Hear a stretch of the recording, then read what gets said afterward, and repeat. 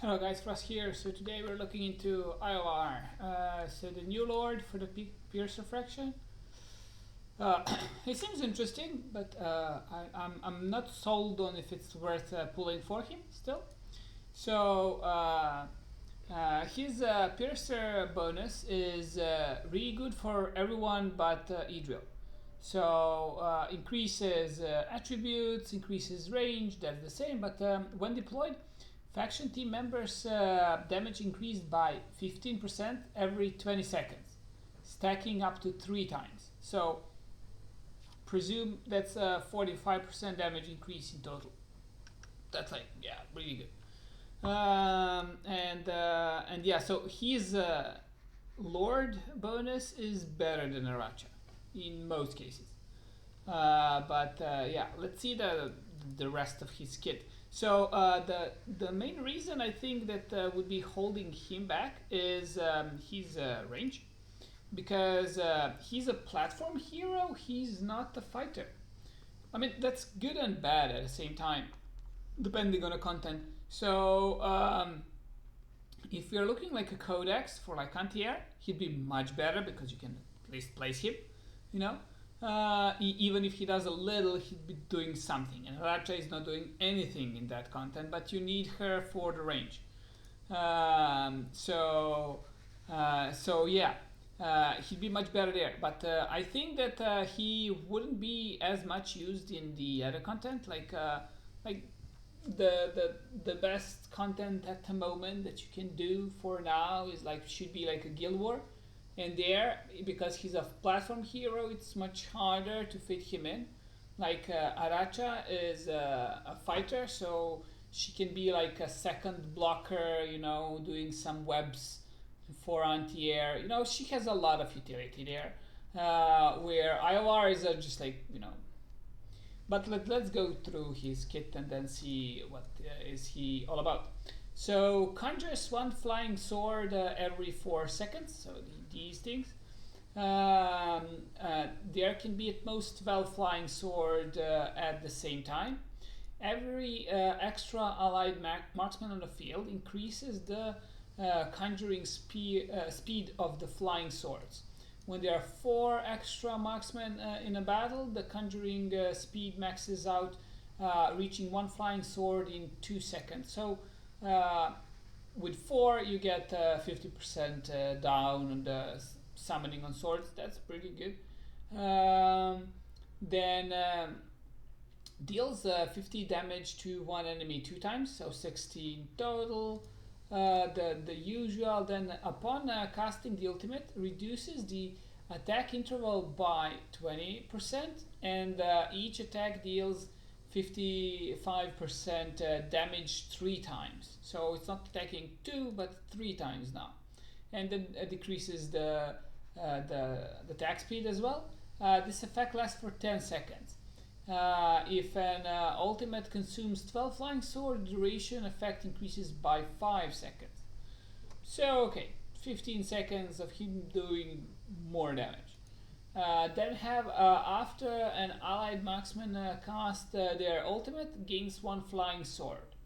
And the following 3 basic attacks of this hero ignore extra defense. So this is good, but only have a lot of marksmen there. And then this for just like 3 attacks. And I don't know if it like if this attacks each 3 times. I hope this counts as 1 and then 3 times that. But anyway, so it's a defense penetration 8% more, so 23 in total. And anti-air damage increased by 7%. Okay, whatever. And then we'll have his ultimate. So it's a manual, that's good, but it's really cheap. So that's good as well. So consumes all flying swords and activates the flying sword formation to continuously deal 25% damage to the enemy with in the lowest HP in range.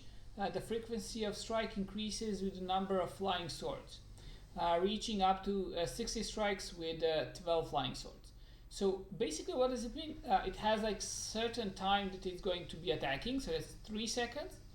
If you have 12 swords, it will be 60 strikes, but if it's like a lot less swords, it's gonna do a lot less DPS. So basically, it's not even worth using it before 12 swords. I mean, maybe it is, but if you want it to be the optimal and everything else, you want to wait for all those 12 swords.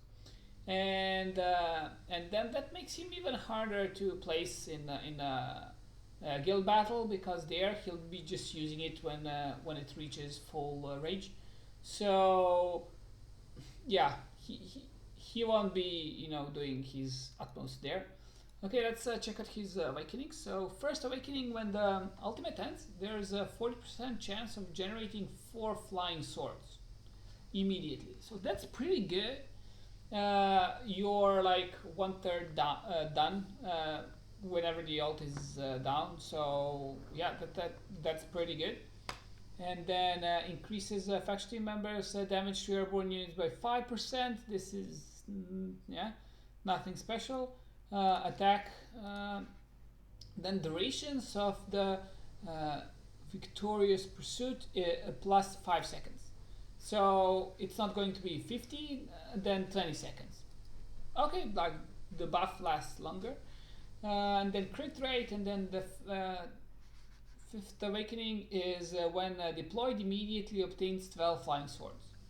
So I mean, awakening 5 is like, I mean, okay, I guess, but nothing special. Like he seems that he gets the most benefit out of him with just awakening 1, and yeah, that's it. So I don't know, like his damage is not up to par with Hex or Silas. He does decent damage, but I don't know where would you be using him. If you have Aracha, I wouldn't be pulling, probably. If you do have Aracha and maybe didn't get 50k on Guild Boss, maybe then, but I don't know. I'm not sold on having him, and like you need 4 marksmen extra next to him. Like you can get Silas, Hex, and then I guess Setram, like who's 4th, for you to min-max him. So I don't know.